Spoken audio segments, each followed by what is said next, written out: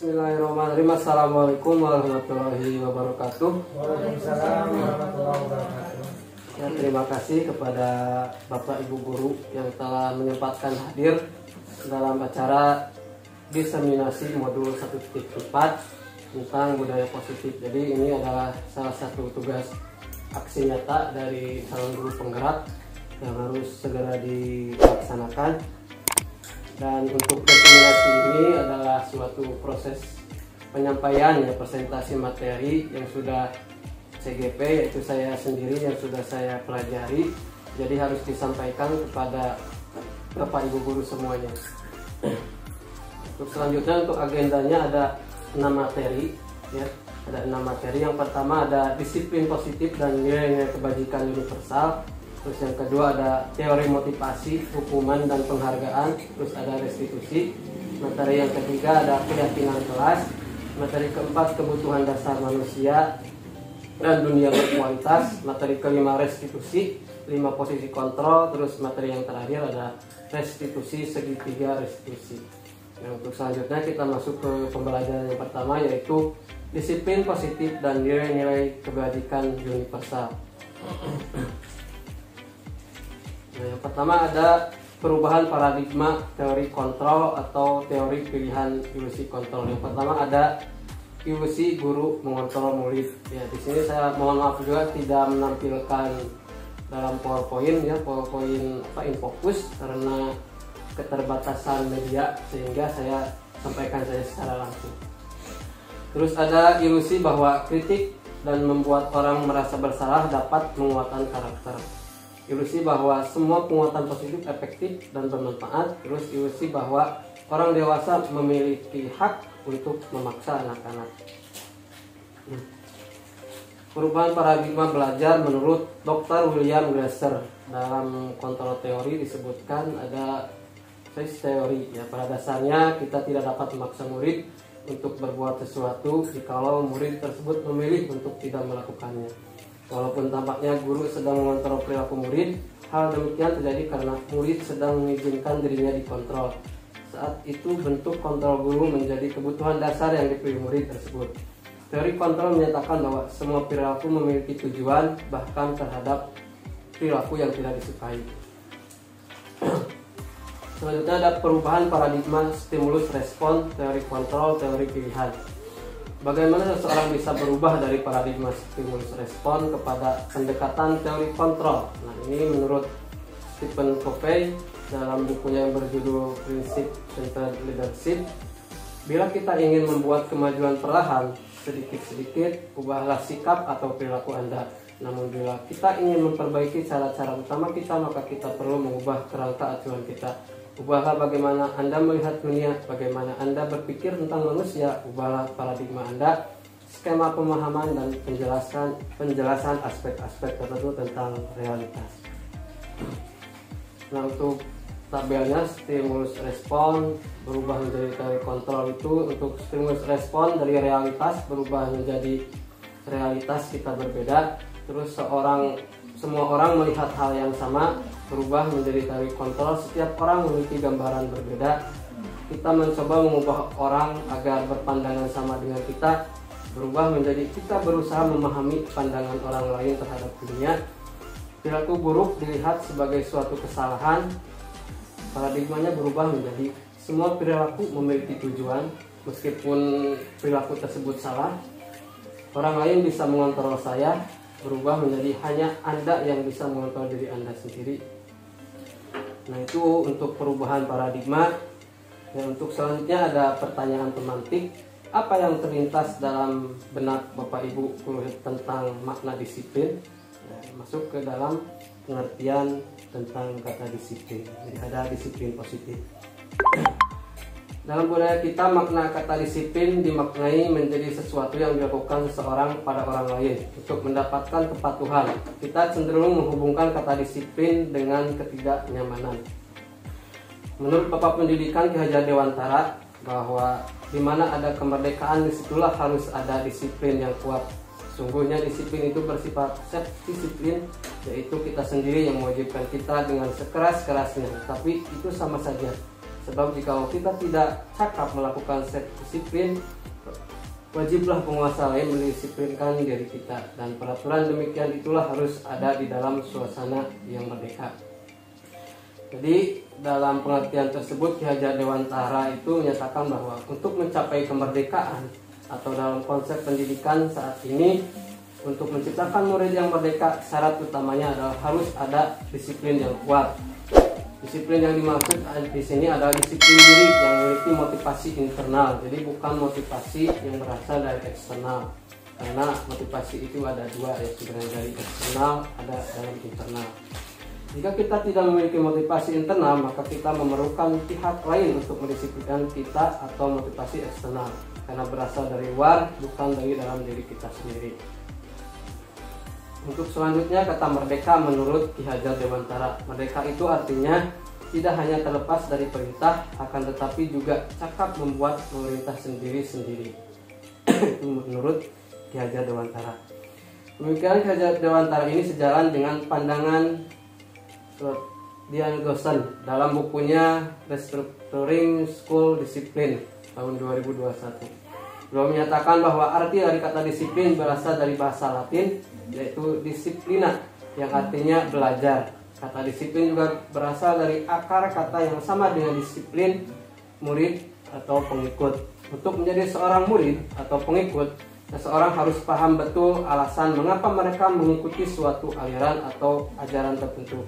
Sehingga motivasi yang terbangun adalah motivasi intrinsik, bukan ekstrinsik. Disiplin sebagai bentuk kontrol diri, yaitu belajar untuk kontrol diri agar dapat mencapai suatu tujuan yang mulia. Untuk selanjutnya adalah nilai-nilai kebajikan, yaitu sifat-sifat positif manusia yang merupakan tujuan mulia yang ingin dicapai setiap individu. Ya. Nah, nilai kebajikan di sini sesuai dengan profil pelajar Pancasila, ya, ada 6. Berkebinekaan global, terus bergotong royong, kreatif, bernalar kritis, mandiri, beriman dan bertakwa kepada Tuhan Yang Maha Esa, dan berakhlak mulia. Jadi nilai kebajikan di sini sesuai dengan profil pelajar Pancasila. Lanjut ke pembelajaran yang kedua, yaitu tentang teori motivasi, hukuman, penghargaan, dan restitusi. Motivasi perilaku manusia. Ada dua yang motivasi itu, ada yang bersifat eksternal, berasal dari luar, terus ada yang internal.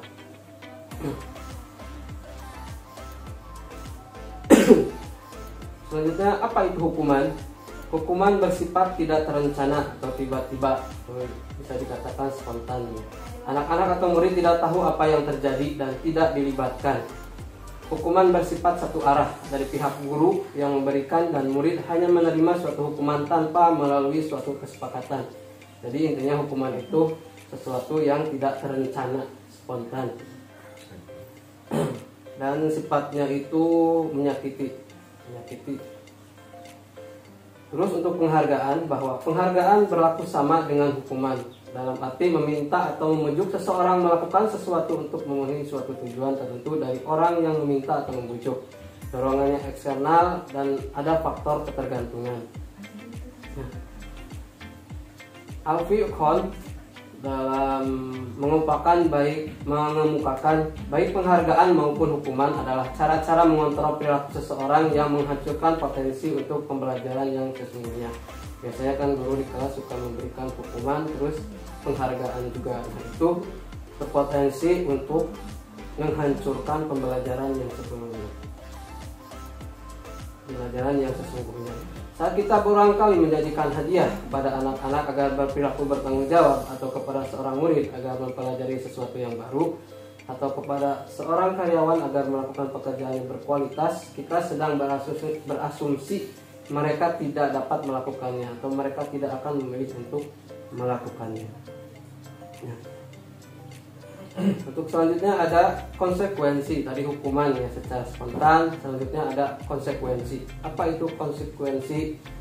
Konsekuensi itu sudah terencana atau sudah disepakati. Kalau di kelas itu biasa dengan tata tertib atau kesepakatan kelas, itu dinamakan konsekuensi. Itu perbedaan antara hukuman dan konsekuensi. Jadi sudah disepakati oleh anak-anak. sudah dibahas dan disetujui oleh murid dan guru. Umumnya bentuk-bentuk konsekuensi dibuat oleh pihak guru, sekolah, dan murid sudah mengetahui sebelumnya. Untuk selanjutnya, nah, restitusi. Jadi di dalam guru penggerak itu ada yang dinamakan hukuman, terus ada konsekuensi, terus ada yang terakhir tingkatan yang paling tinggi itu ada restitusi, ya. Untuk hukuman tadi secara spontan, ya, secara tidak sengaja. Terus kalau untuk konsekuensi itu sudah disepakati bersama anak. Nah, untuk restitusi ini tingkatan yang lebih tinggi lagi. Restitusi adalah proses menciptakan kondisi bagi murid untuk memperbaiki kesalahan mereka. Jadi kesalahan murid itu diperbaiki melalui proses restitusi, yaitu menggunakan segitiga restitusi nanti, sehingga mereka bisa kembali pada kelompok mereka dengan karakter yang lebih kuat. Jadi restitusi itu bisa memperbaiki kesalahan murid. 9 ciri restitusi. Yang pertama, bukan untuk menebus kesalahan, namun untuk belajar dari kesalahan, memperbaiki hubungan. Terus tawaran bukan paksaan. Restitusi menuntun untuk melihat ke dalam diri. Restitusi mencari kebutuhan dasar yang mendasari tindakan. Restitusi diri adalah cara yang paling baik. Restitusi fokus pada karakter bukan tindakan. Restitusi fokus pada solusi. Restitusi memberikan murid yang berbuat salah pada kelompoknya. Itu ciri-ciri restitusi, ya. Jadi tingkatan yang paling tinggi untuk mengelola pembelajaran para anak itu adalah restitusi, ya, hukuman yang paling di bawah. Nah, untuk pembelajaran selanjutnya, pembelajaran yang ketiga yaitu tentang keyakinan kelas. Nah, pertanyaan pemantiknya, mengapa kita memiliki peraturan tentang penggunaan helm pada saat mengendarai kendaraan motor? Kemungkinan jawabannya itu adalah untuk keselamatan. Terus mengapa kita memiliki peraturan tentang penggunaan masker dan mencuci tangan setiap saat? Nah, jawabannya untuk kesehatan. Nah, nilai-nilai keselamatan atau kesehatan inilah yang kita sebut sebagai nilai keyakinan. Mengapa tidak peraturan saja yang diterapkan di kelas? Mengapa harus keyakinan kelas? Nah, jadi untuk peraturan kelas itu sebenarnya ada di konsekuensi, ya, tadi tingkatannya ada di tingkatannya kedua, terus naik lagi ke keyakinan kelas. Setelah ada keyakinan kelas, maka lingkungan akan positif, terus budaya positif maka akan tercapai. Perbedaan peraturan dan keyakinan kelas. Untuk peraturan kelas itu selalu, misalkan ada kata selalu kembalikan buku ke tempatnya, berubah menjadi keyakinan kelas tentang tanggung jawab. Jadi anak yang selalu mengembalikan buku ke tempatnya berarti anak itu adalah anak yang bertanggung jawab. Jarang mengganggu orang lain. Nah, keyakinan kelasnya berarti anak tersebut sudah mempraktikkan menghormati orang lain. Hadir di sekolah 15 menit sebelum pembelajaran dimulai.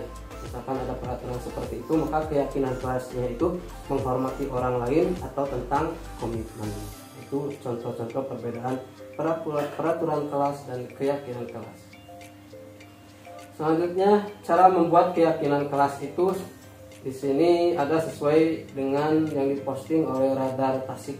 Radar Tasik, ya, di sana ada pengimplementasian budaya positif di sekolah, yaitu dengan keyakinan kelas. Yang pertama itu mempersilahkan murid untuk bercurah pendapat mengenai peraturan yang akan disepakati. Jadi murid dikumpulkan pendapatnya tentang peraturan-peraturan yang akan disepakati di kelas, terus mencatat semua masukan murid di papan tulis atau kertas besar, susunlah peraturan kelas dengan mengganti kalimat negatif, tinjau kembali hasil curah pendapat, ajak murid untuk menemukan nilai kebaikan, terus angka kelima, beberapa peraturan disatukan ke dalam keyakinan.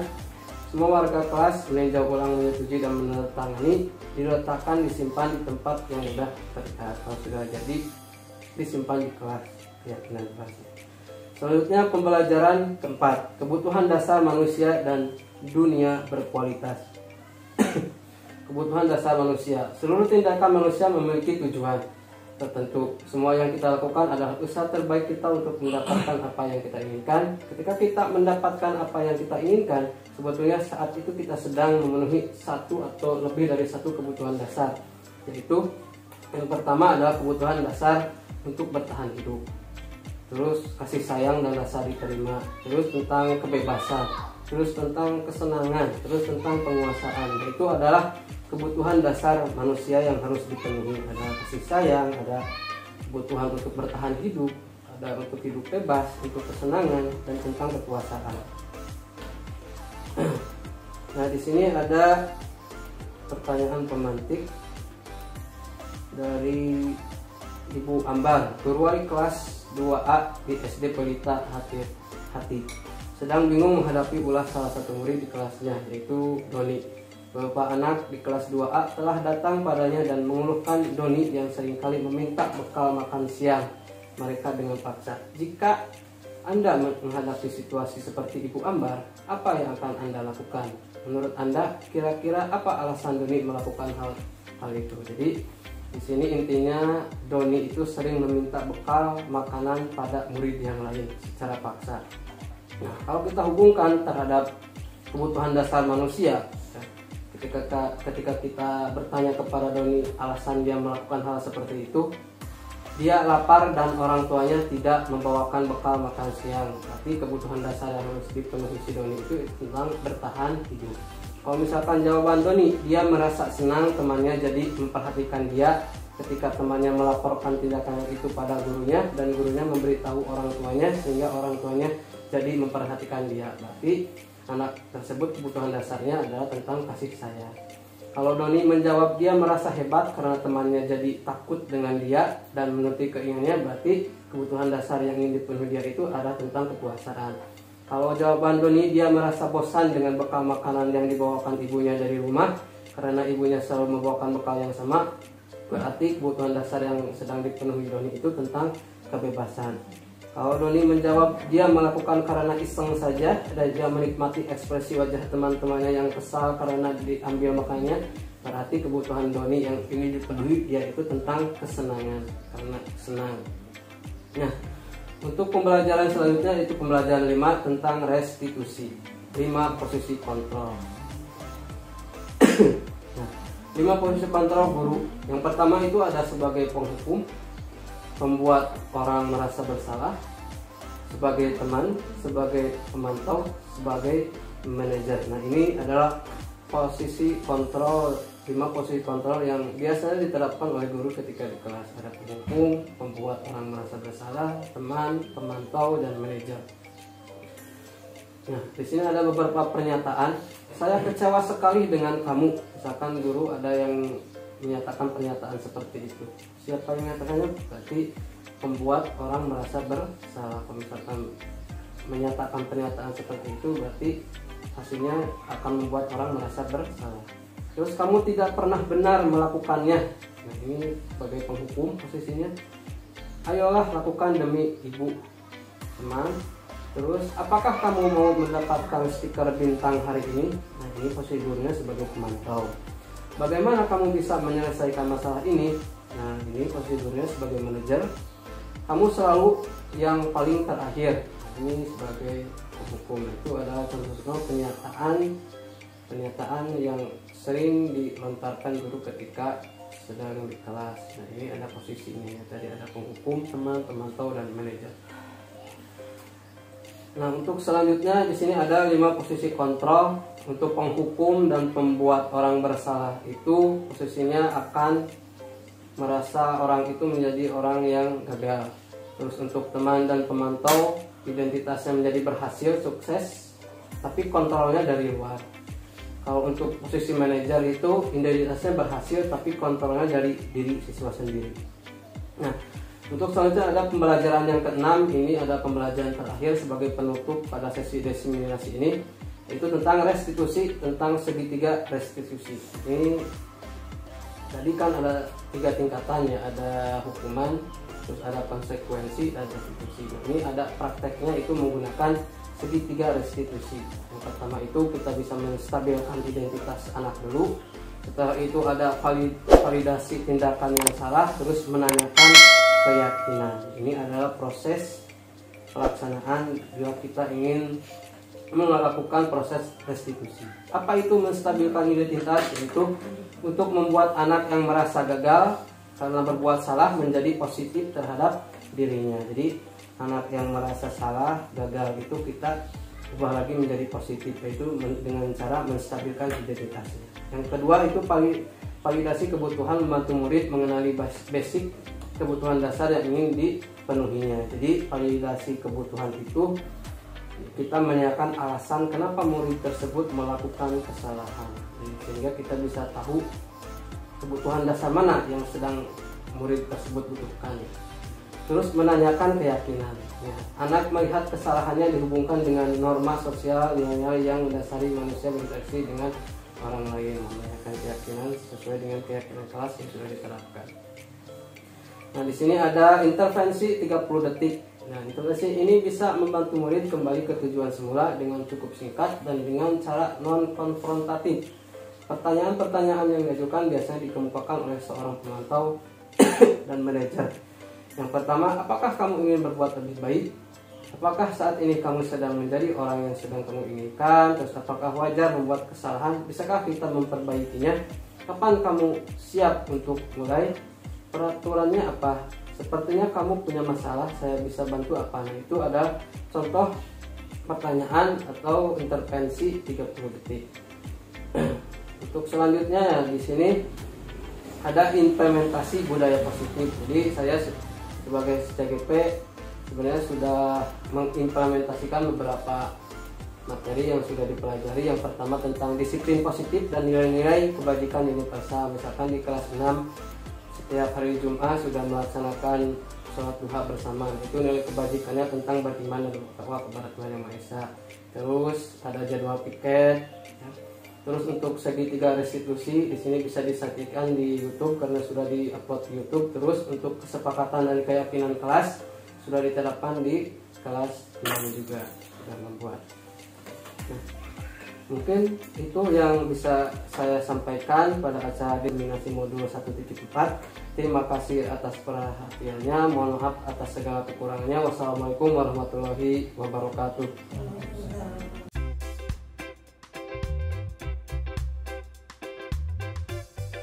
Assalamualaikum warahmatullahi wabarakatuh. Perkenalkan, saya Farid, kelas 6 dari SDN Karyasari. Setelah melaksanakan keyakinan kelas, saya dan teman-teman menjadi tahu nilai-nilai kebajikan.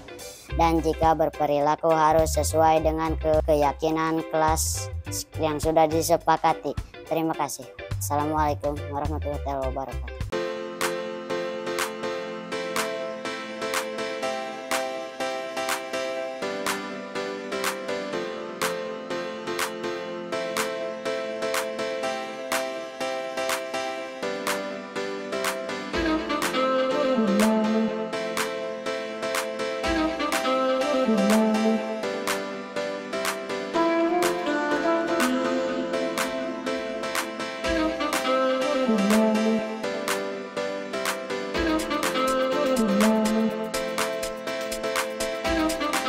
Thank you.